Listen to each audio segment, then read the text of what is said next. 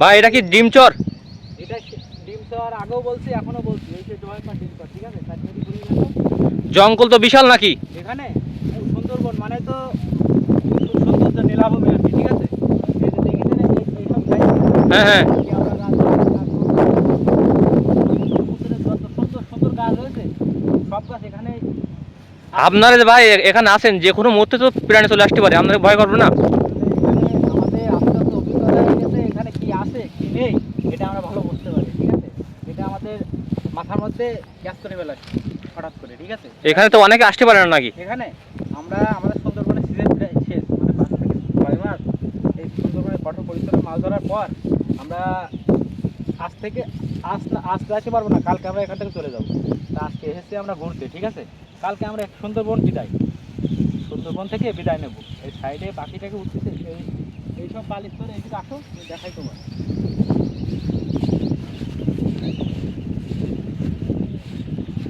আশ্চর্য ঘটনা, ঠিক আছে? এটা আপনারা কখনো বুঝতে পারবেন না। এইসব জায়গায় দেখেছেন, এইসব জায়গায় হরিণ সবসময় এখানে আসে, দেখে হরিণ বাথরুম করে গেছে, ঠিক আছে? জায়গাটা তো অনেক ভয়ানক। হ্যাঁ, আর এখানে সবসময় ওই দেখো চারিদিকে বাঘ মামা সবসময় আসে, ঠিক আছে? বাঘ মামার কথা না বললেই না, এই ডিমচর মানে বাঘ মামার আতুরঘর, মানে বাঘের আতুরঘর এখানে, ঠিক আছে?